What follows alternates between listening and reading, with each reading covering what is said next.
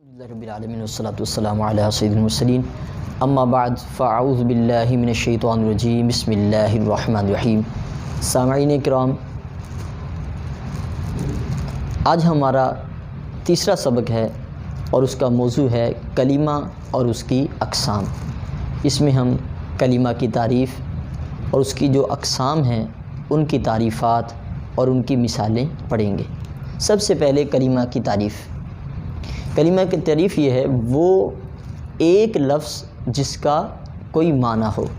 اس کی مثال دیکھیے، قرآن یہ ایک لفظ ہے اور اس کا معنی بھی ہے، یعنی کلام مجید۔ تو یہ کلمہ کی تعریف تھی، وہ ایک لفظ جس کا کوئی معنی ہو۔ اس کی تین قسمیں ہیں: اسم، فعل، حرف۔ کلمہ کی تین قسمیں ہیں: اسم، فعل، حرف۔ اب ان میں سے ہر ایک کی تعریف۔ سب سے پہلے اسم کی تعریف۔ اسم کی تعریف یہ ہے جس کا معنی سمجھ میں آئے لیکن زمانہ نہ پایا جائے۔ جیسے اس کی مثال مدینہ۔ جب کوئی مدینہ کہتا ہے تو ہمیں ایک شہر سمجھ میں آتا ہے لیکن اس میں کوئی زمانہ سمجھ میں نہیں آتا، تو یہ اسم کی مثال ہے۔ تو اسم کی تعریف یہ ہے کہ جس سے کا معنی سمجھ میں آئے اور زمانہ نہ پایا جائے۔ اس کی مثال مدینہ ہے، ملتان ہے۔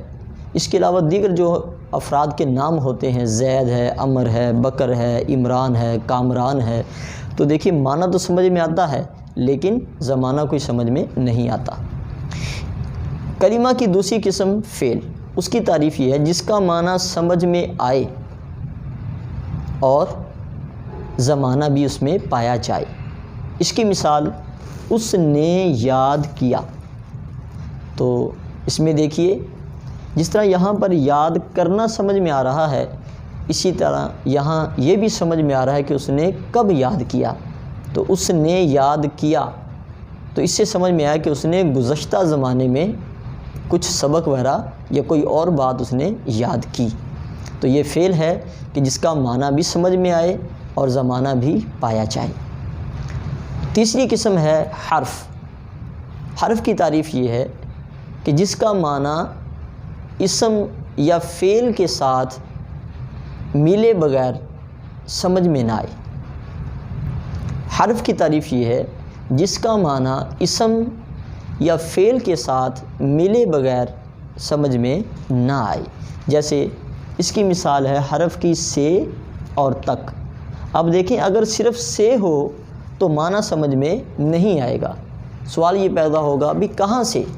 جب آپ اس کے ساتھ ایک اسم ملا دیں گے، مثال کے طور پر ہم سے کے ساتھ ملتان کا لفظ لگا دیتے ہیں، تو اب یہ سے کے معنی سمجھ میں آئے ملتان سے۔ حرف کی دوسری مثال دی ہے تک۔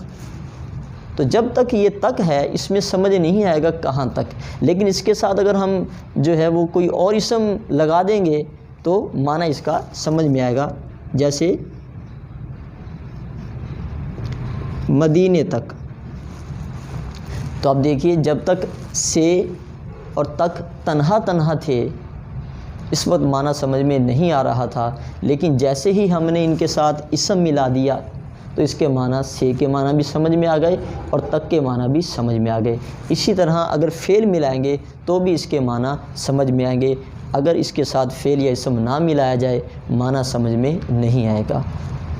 تو آج دوبارہ پھر آج کا سبق ہمارا یہ مکمل ہوا کہ کلمہ اور اس کی اقسام۔